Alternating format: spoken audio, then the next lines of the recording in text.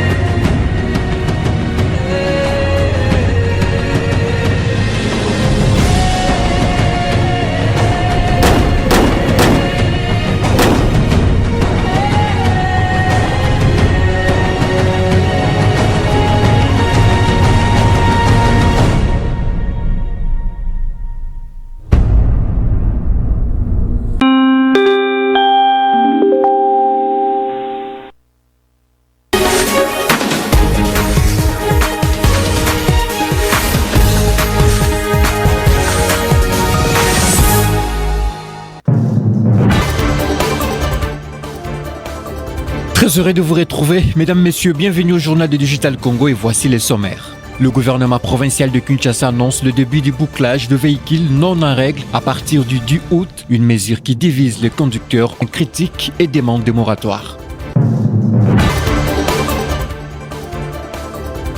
Alors que l'opposition appelle à manifester et réclame le départ du président Félix Tshisekedi, le PPRD réaffirme sa position. Ferdinand Kambere assure que son parti soutiendra toute initiative visant, selon lui, à défendre l'ordre constitutionnel.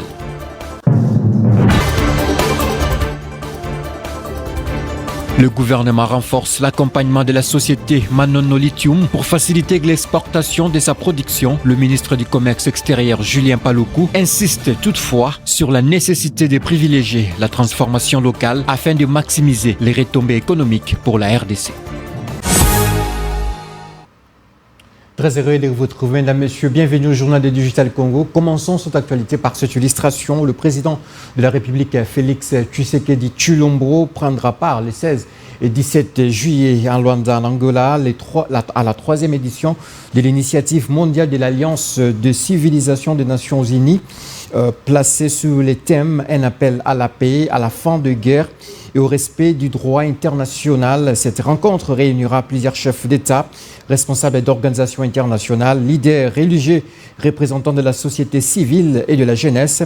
La participation du chef de l'État congolais a été officiellement confirmée après une mission de son envoyé spécial Antoine Godda, chargé de transmettre la réponse de Félix Tshisekedi à l'invitation de son homologue angolais Joao Lourenço. À l'issue du sommet de Luanda, le président congolais se rendra à New York où il présidera le 21 juillet une séance publique du Conseil de sécurité des Nations Unies. La République démocratique du Congo assure la présidence tournante de cette instance durant le mois de juillet 2026. Le débat de haut niveau portera sur la gouvernance des ressources naturelles, fondement de la paix, la sécurité et de la prospérité. Cette séquence diplomatique s'inscrit dans les efforts déployés par la République démocratique du Congo pour promouvoir la paix, les dialogues et la coopération internationale, alors que la situation sécuritaire dans l'est du pays demeure préoccupante.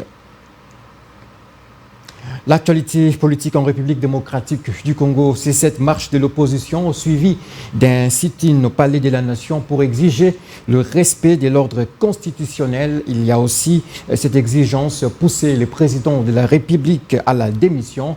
Mais l'un des plus grands partis de l'opposition, si pas la plus grande force, le PPRD ne semble pas se prononcer. Qu'en pense le Parti du peuple pour la reconstruction et la démocratie? Pour Ferdinand Kambere, secrétaire permanent adjoint, le PPRD a une position clairement exprimée par l'autorité morale notamment. Le PPRD soutient et soutiendra toute initiative dans le sens de faire échec à la tyrannie, la dictature et la violation de la Constitution. Ferdinand Kambere au micro de John Nzati et Olivier Abedi.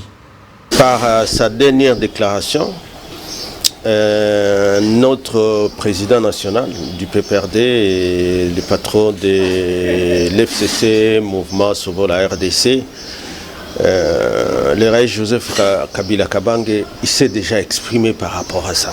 Ce que nous soutenons toute initiative qui tend à faire échec à ce projet de changement de constitution, à instaurer dans notre pays la tyrannie, à la poursuite de cette guerre qui continue à martyriser la population, au massacre, au jugement contesté, et ainsi de suite.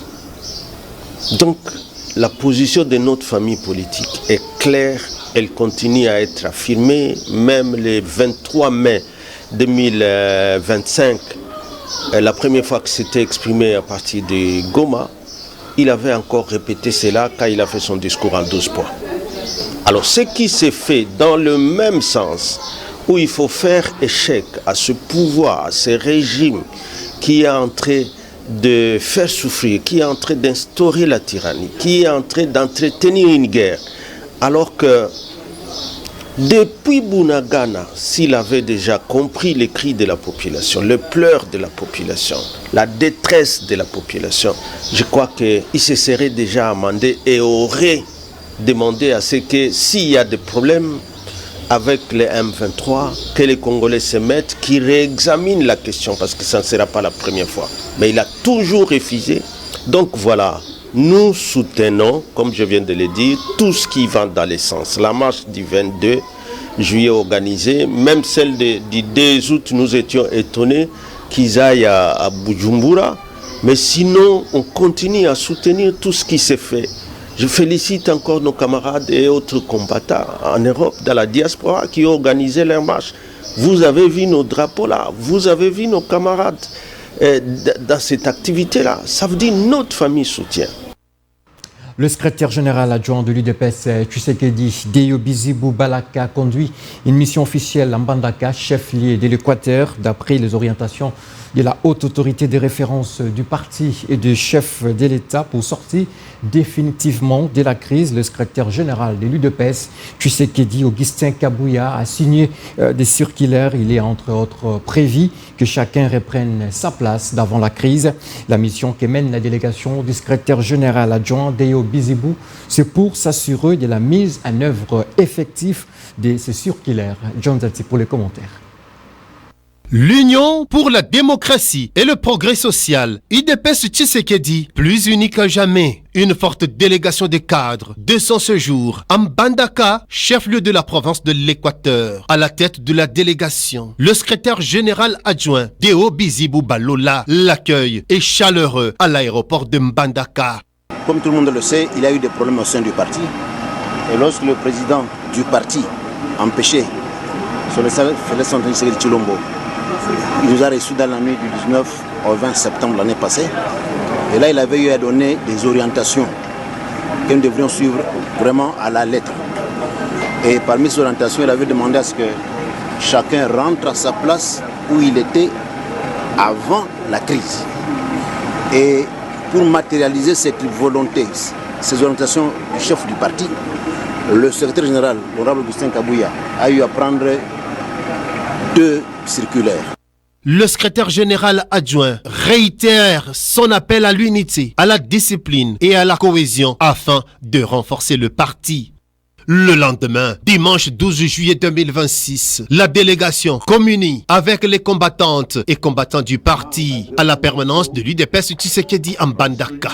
Les salutations du secrétaire général Augustin Kabouya. Voici son message. Restons dans l'unité, car l'union fait la force. Et au secrétaire général adjoint, Deyo Bizibou Balola, de rappeler à l'attention de tout le monde, le président du parti empêché, à savoir le chef de l'État Félix Tshisekedi, pour sortir le parti de la crise, avait instruit notamment que chacun reprenne sa place d'avant la crise. Orientation et outils et paya, mokonzi ya parti pe mokonzi ya mboka. Teokani.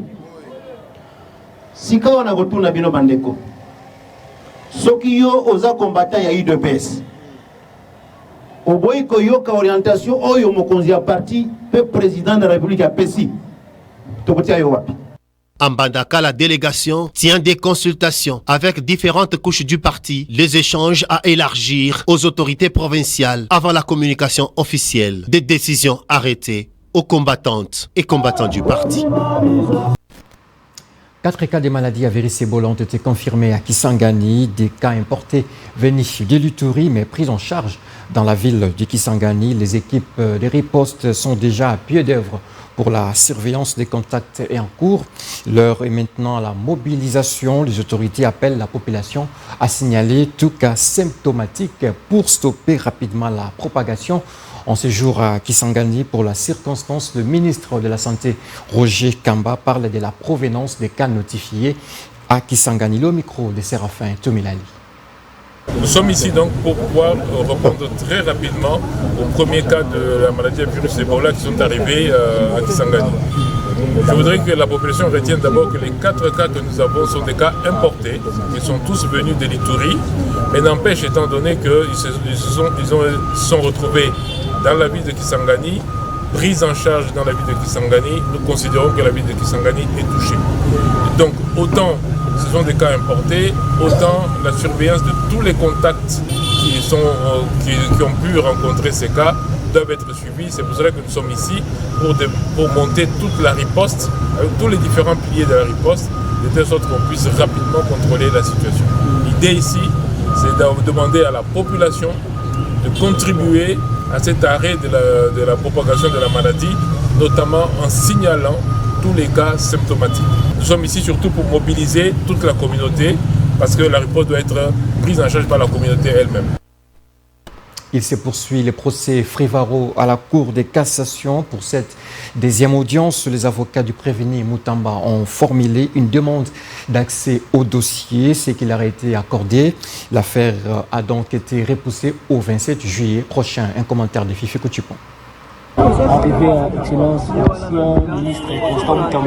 Pour la deuxième fois, l'ancien ministre de la Justice, Constant Moutamba, a comparu ce lundi 13 juillet 2026 devant la Cour de cassation dans le cadre de la deuxième affaire le mettant en cause sur le détournement des fonds destinés à l'indemnisation des victimes de la guerre de 6 jours à Kisangani. Dans la citation a prévenu, lu au cours de l'audience, il est reproché au leader de la NOJEC des actes de détournement dont celui de 14 999 300 $ au profit d'une société alors que la somme était destinée à l'indemnisation des victimes des activités illicites de l'Ouganda en RDC. Pour sa part, le président fédéral de NOJEC, Funa, a appelé au rétablissement des droits de son leader et exigé que toute la lumière soit faite sur ce dossier. Selon lui, les poursuites contre Moutamba ne reposeraient pas sur des éléments suffisamment solides. Je n'ai jamais reçu une seule notification et je suis surpris de pouvoir greffer la Cour de cassation. Dire et ayant parlé à sa personne et dire c'est temps réservé de ce qui est extrêmement grave. Pourquoi mentir à ce point? Ça c'est un faux. C'est très grave.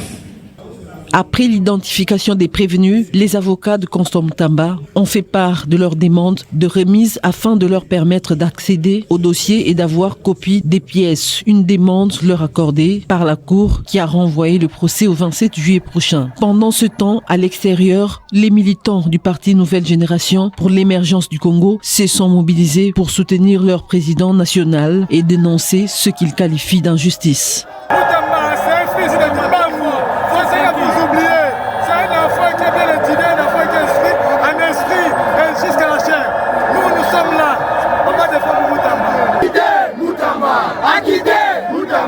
Notez que le prévenu Moutamba, lui, avait quitté la salle d'audience avant la fin des débats. Et l'actualité, c'est aussi en province. La prison centrale de Boulungu est totalement vide. Cet événement tragique a fait 4 morts, parmi lesquels 3 prisonniers et un policier.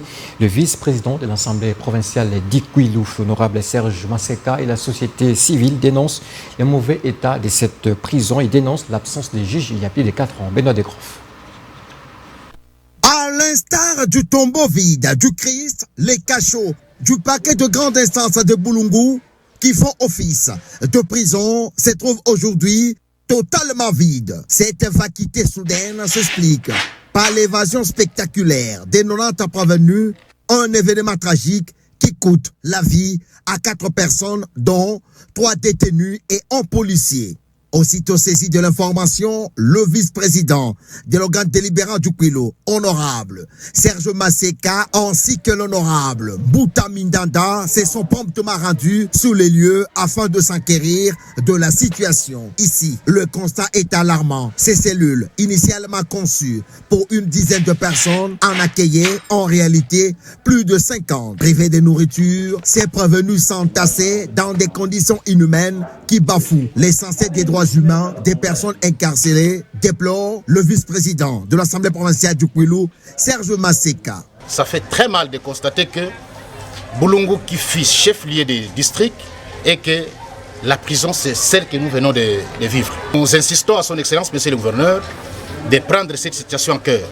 Une même indignation partagée par le président de la société civile du Kouilou, dirigeant, qui dénonce avec vigueur l'absence des magistrats depuis maintenant 4 ans en vide judiciaire qui empêche ces prévenus d'être présentés devant leur juge naturel et sollicite instantanément de l'autorité provinciale la construction d'un véritable centre pénitentiaire. À quoi bon d'avoir un parquet sans juge ou sans prison? Notez que toute la population du territoire de Boulungu plaide unanimement pour l'utilisation des briques ici, des 500 sacs de ciment offerts par l'ancien gouverneur, le professeur Michel Balabala Kassongo, dont la noble ambition était de doter le territoire de Boulungu d'une prison moderne. Les hommes armés assimilés aux ADEM, MTM, ont semé terreur et désolation en commune de Moulekera. Nous sommes en ville de Béni, au nord Kivu, selon les informations de la société civile. Ceux-ci ont ciblé les quartiers de la commune précitée où ils ont tué au moins 2 personnes et emporté d'autres la nuit du dimanche 12 et lundi 13 juillet 2026. Écoutez ici les précisions de Joseph Sabouni, président de la société civile Noyau de Moulekera, joint au téléphone par Mervedi Calmer. Des ADF Nalu qui ont semé terreur au niveau des 2 quartiers, quartier Matembo, c'est l'île Mbutaba, et dans le quartier Sayo, c'est l'île Vutala. Les bilans provisoires, c'est 2 personnes décapitées. Un garçon âgé environ 16 ans, appelé Barak, il a été décapité au niveau de Mbutaba. Et un pauvre taximen Kasereka Mandefu Kozak est âgé de 25 ans. Il a été décapité au niveau du quartier Sayo à Céline Voutrala. Nous, tant que société civile, nous condamnons cet acte parce que plusieurs personnes ont été emportées, kidnappées par ces ADF et plusieurs personnes blessées qui sont déjà à l'hôpital. Il y a le 3e qui est gravement malade. Nous appelons la population qui cultive au niveau des 2 quartiers, Matembo et Sayo, qui puisse être très très vigilante parce que l'ennemi est encore là. Nous appelons les forces armées FARDC de montrer quand même leur force de poursuivre l'ennemi parce que l'ennemi est en train de circuler librement dans ce coin. Et notons que cet acteur de la société civile appelle le service de sécurité à poursuivre l'ennemi qui, selon lui, rôde dans ce milieu. Promotion des exportations de produits agricoles sur le marché international. La société Manono Lithium, qui exploite le lithium à Manono dans la province de Tanganyika, va bénéficier désormais de l'accompagnement du ministère du Commerce extérieur pour l'exportation de ces productions dont une partie se trouve déjà au niveau des ports des Kalemi, retombée de la réunion stratégique ce lundi 13 juillet 2026 à Kinshasa entre le ministre du Commerce extérieur Gillian Paluku Koengia et les représentants du projet Manono Lithium en République démocratique du Congo, Kevin Wang. Au nom du gouvernement congolais, le ministre du Commerce extérieur a appelé cette entreprise de mettre l'accent sur la transformation locale. Obed Kambali. Promotion des exportations de produits congolais sur le marché international. La société Manono Lithium, qui exploite le lithium à Manono dans la province de Tanganyika, va bénéficier désormais de l'accompagnement du ministère du Commerce extérieur dans l'exportation de ses productions, dont une partie se trouve déjà au niveau du port de Kalemi. Un projet qui prévoit une production annuelle d'environ 1 million de tonnes de concentré de lithium. Retombée de la réunion stratégique ce lundi 13 juillet 2026 à Kinshasa entre les ministres du Commerce extérieur, Julien Paluku Kahungia, et les représentants du projet Manono Lithium en RDC, Keve Wang. Au nom du gouvernement congolais, le ministre du Commerce extérieur, Julien Paluku Kahungia, a appelé la société Manono Lithium de mettre l'accent sur la transformation locale, conformément à la vision du président de la République, Félix Tshisekedi, pour ainsi créer de la valeur ajoutée et des emplois, car avec la première phase de 500 000 tonnes par an, une grande quantité de cette production doit être transformée localement à sulfate de lithium avant d'être exporté par la voie lacustre pour aller alimenter le marché mondial des batteries et véhicules électriques. Signalons que le gisement de lithium de Manono de la province de Tanganyika est estimé à plus de 400 millions de tonnes de minerais. Et la province du Tanganyika, à travers Manono Lithium, va connaître pour la toute première fois l'exportation du concentré lithium. En ce jour à Lubumbashi, dans le Haut-Katanga, le gouverneur de Tanganyika, Christian Kitungwa Muteba, a échangé avec son collègue Martin Kazembe sur cette question, précisément en ce qui concerne la faisabilité. Bénédicte Ndengi pour ce reportage. En mission de travail à Lubumbashi dans le Haut-Katanga, le gouverneur du Tanganyika, Christian Kitungwa Muteba, a rencontré son collègue Martin Kazembe. Au menu des échanges, la question de l'exploitation des minerais. En dépit de l'existence du manuel de procédure, il est tout de même impérieux pour Christian Kitungwa Muteba de s'imprégner de l'expérience de la province voisine pour mieux faire les choses. Vous êtes sans oublier que actuellement, la province du Tanganyika, qui est la seule province à pouvoir produire le lithium dans notre pays. Et ça sera une première expérience pour la province du Tanganyika en termes d'exportation de lithium. Et donc par conséquent, nous avons voulu échanger avec son Excellence Monsieur le Gouverneur sur l'expérience du Haut-Katanga dans le secteur d'exportation, dans les secteurs miniers et sur l'exportation, les circuits, tout ce qu'il y a comme situation sur les édits par rapport à la province. Et donc, nous avons bel et bien échangé et nous avons également discuté sur différents services et on a mis à notre disposition les services techniques qui vont devoir travailler avec mes services qui m'ont accompagné. Le Tanganyika, à travers Manono Lithium, va connaître pour la toute première fois l'exportation des concentrés de lithium. C'est dans ce cadre que le numéro 1 du Tanganyika veille personnellement sur ce projet dans le but d'en faire un élément de croissance et de développement de sa province. Changer de devise en toute sécurité. La Banque centrale du Congo rappelle les règles, pièces d'identité bordereau, opérateur agréé, c'est que chaque Congolais doit savoir avant toute opération d'échange.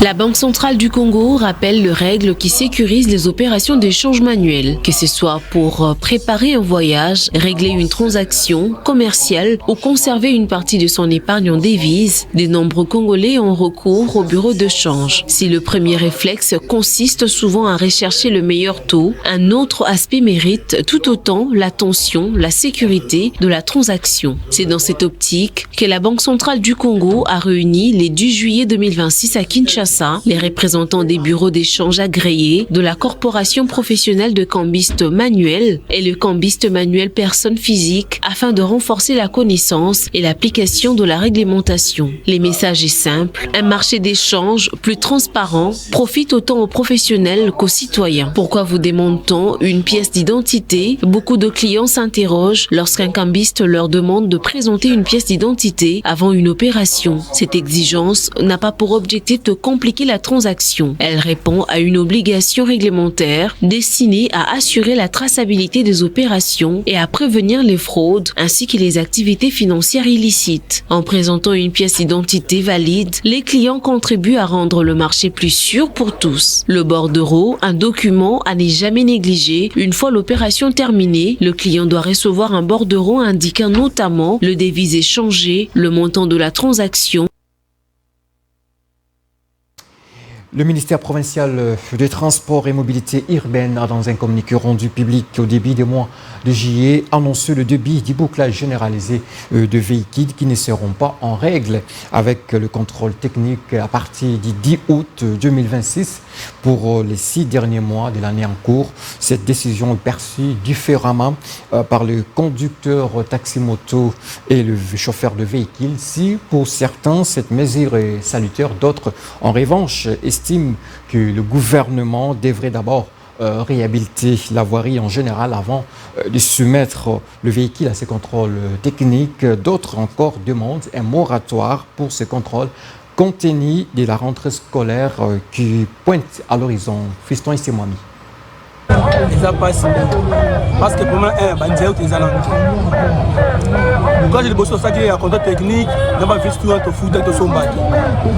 c'est une triste réalité. Premièrement, nos routes sont dans un état de délabrement très avancé.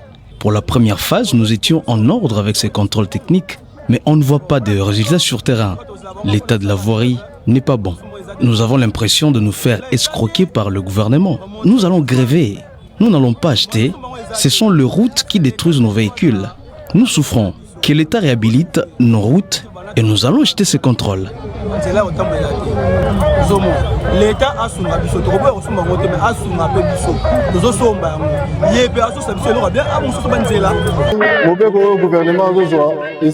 Que le gouvernement nous laisse le temps de préparer la rentrée scolaire qui pointe déjà à l'horizon. Après, nous allons nous mettre en ordre. On est en difficulté. En janvier, ça va.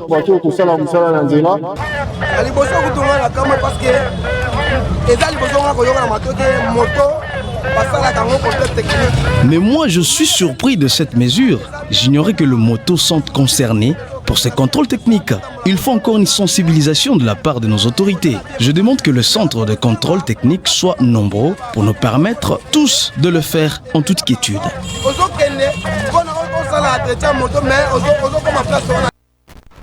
L'honorable Célestin Nazayoumou, député national élu du territoire de Boulungu, est arrivé hier soir à Boulungu. Célestin Naza a reçu un accueil digne et appelle les Kwilois, surtout la population de Boulungu, à l'unité et annonce la construction de plusieurs fourrages dans les 10 secteurs de Boulungu grâce aux fonds propres de sa fondation Mama Eyumu Benoît Dekroff. C'est tard dans la soirée de ce dimanche 12 juillet 2026 que l'homme le plus populaire du territoire de Boulungu, l'honorable Célestin Naza Eyumu, fait son entrée dans la ville de Boulungu. Ici, il y reçoit un accueil triomphal digne d'un roi. Face à cette ferveur, le seul leader incontournable du territoire de Boulungu, Naza Eyumu, est contraint de communier à pied avec sa base, marchant au rythme entraînant de la fanfare kimbanguiste. Cette procession rythmée témoigne une fois de plus de la popularité indiscutable de Naza Eyumu Célestin à Boulungu. Devant une foule nombreuse et conquise, l'honorable Célestin Naza Eyumu prône l'unité de tous les Kwilois et particulièrement des filles et fils du territoire de Boulungu derrière le chef de l'État, Félix Antoine Tshisekedi Tshilombo, et annonce le financement par sa propre fondation de la construction de plus de 80 forages.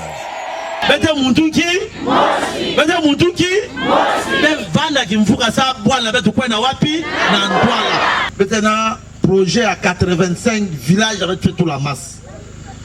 Bakaka, ma profondeur d'abord Bakaka, il y a tout la tête qui est bantuna qui est moins à 50 mètres. Notez que le lendemain, ce leader incontournable et le plus populaire du territoire de Boulungu, réputé par sa proximité légendaire avec la population, répond favorablement aux attentes de sa base. Ici, l'honorable Célestin Naza Eyumu possède à une importante remise des dons comprenant des chaises, des lampadaires, des baffles et des batteries. Un geste fort qui plonge toute la population de Boulungu dans une immense fierté, saluant en lui l'homme des actions concrètes guidé par le leitmotiv « Le peuple d'abord ». De nos frontières, les tensions montent à nouveau entre les États-Unis et l'Iran. Malgré un accord de cessez-le-feu conclu il y a un mois, les deux pays échangent de nouvelles menaces et des frappes ont repris pendant que les discussions se poursuivent sous médiation d'Oman. La crainte d'un nouveau conflit dans la région grandit. Suivez ce reportage d'Anita Mouadi. Moins d'un mois après la conclusion d'un protocole d'accord destiné à apaiser les tensions entre les États-Unis et l'Iran, les risques d'une nouvelle escalade militaire s'accroissent. La reprise de frappe ces derniers jours et les déclarations particulièrement offensives des dirigeants de deux pays fragilisent les cessez-les-feux alors que des discussions indirectes se poursuivent sous médiation omanaise. Dans un message écrit date de vendredi et diffusé samedi, le guide suprême iranien s'est exprimé pour la première fois depuis les funérailles de son père, Ali Khamenei, tué lors de bombardements israélo-américains ayant marqué le début du conflit. Rarement apparu en public, depuis sa désignation à la tête de la République islamique en mars, il a promis que la vengeance était désormais inévitable. Les États-Unis ont repris leurs bombardements à partir de mardi, accusant Téhéran d'être à l'origine d'attaques contre 3 navires commerciaux dans les détroits d'Ormuz. Selon les ministères iraniens de la santé, ces frappes ont fait 17 morts et 115 blessés. En riposte, l'Iran a lancé des attaques contre plusieurs États du Golfe, visant notamment Koweït et les Qatar. Une personne a été blessée au Koweït. Le président américain Donald Trump, de son côté, adopte un ton particulièrement menaçant. Sur son réseau, il a accusé la République islamique de préparer un attentat contre lui. Le service des renseignements américains prenne ces menaces au sérieux. Selon plusieurs médias américains, Israël aurait récemment transmis à Washington des informations faisant état d'un projet iranien visant Donald Trump. L'Iran promet depuis plusieurs années de venger la mort du général Qassem Soleimani, chef de force Al-Quds de gardien de la révolution, tué en janvier 2020 lors d'une frappe américaine ordonnée par Donald Trump durant son premier mandat. Dans ces climats de défiance, des informations de presse ont également indiqué que les services de sécurité américains avaient recommandé l'utilisation de l'ancien avion présidentiel lors du déplacement de Donald Trump au sommet de l'OTAN en Turquie, estimant que le nouvel appareil offert par le Qatar ne présentait pas les garanties suffisantes face à une éventuelle attaque iranienne. Et c'est tout pour ce journal, mesdames et messieurs. Restez branchés sur Digital Congo, la télévision numérique.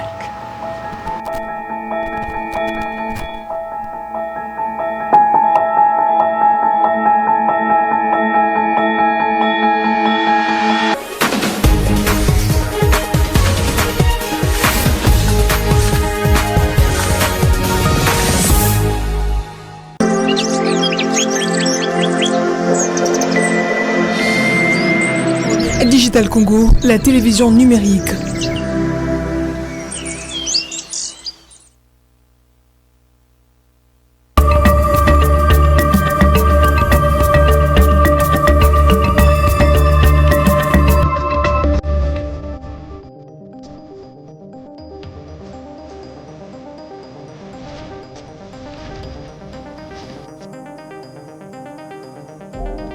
Bienvenue dans cette revue de presse qui braque ses projecteurs sur la marche des opposants le 22 juillet, la situation d'Ebola et la question de liquidité dont souffrirait la Banque centrale du Congo. Juste sur sa vitrine, Africa News titre « Le choix d'une manif concurrente à la marche de C64 fait débat au sein même du pouvoir ». Le 22 juillet, Mbata joue contre son camp. Depuis Yaoundé, où il participe à la 5e session de l'Assemblée parlementaire de la francophonie, Mbata a appelé les partis, regroupements et organisations de l'Union sacrée de la nation à manifester le 22 juillet à Kinshasa, dans les 25 provinces et au sein de la diaspora. Motif évoqué, s'opposer à un supposé coup d'État contre la nation et défendre l'expression de la souveraineté populaire, développe le quotidien d'information dans sa page 2. Problème, cette date correspond à celle d'une marche annoncée par l'opposition. En choisissant le même jour, la majorité présidentielle renonce à une démonstration de force autonome pour entrer dans une logique de confrontation directe, estime Pourtant, l'usage de l'expression coup d'État contre la nation interroge. À ce jour, aucun élément public ne permet d'établir l'existence d'une tentative de coup d'État au sens institutionnel ou militaire, souligne le journal. L'Union sacrée contrôle la majorité des institutions. La véritable démonstration de force aurait consisté à mobiliser à une autre date sans tomber dans le piège d'une confrontation aussi prévisible qu'inutile, note Simon Isako. Au chapitre sanitaire, l'agence congolaise de presse indique, je cite, « Contenir le foyer épidémique d'Ebola à Tchopo, priorité du gouvernement congolais ». En effet, contenir rapidement le foyer épidémique d'Ebola à la Tchopo, dans le nord-est de la République démocratique du Congo, a été considéré dimanche par le ministre national de la Santé comme une priorité du gouvernement congolais pour accélérer la riposte à cette maladie dans cette province lors d'une réunion à Kisangani avec les partenaires impliqués dans ce programme. L'objectif de notre visite est de veiller à ce que la riposte à l'apparition des cas de la maladie à virus Ebola dans la Tchopo soit engagée sans aucun retard. L'idée est d'une part de circonscrire le foyer ici dans la province et d'autre part de protéger l'ensemble de la population de la République démocratique du Congo contre toute extension de la maladie, a déclaré le docteur Samuel Roger Kamba. Dans le même chapitre, Chronique Éco parle d'alerte sanitaire qui menace l'économie sanitaire. 4 cas importés de la fièvre à virus Ebola en provenance de l'Ituri placent désormais Kisangani parmi les zones touchées par l'épidémie. Au-delà de l'urgence sanitaire, cette situation fait peser de lourdes menaces sur les échanges commerciaux, les activités économiques et la stabilité sociale d'une ville stratégique pour la République démocratique du Congo, rapporte le tabloïd. Au-delà de l'urgence sanitaire, Ebola représente une menace directe pour l'économie locale. La simple perception du risque peut entraîner une baisse de fréquentation des marchés, une diminution des déplacements en province, un ralentissement des échanges commerciaux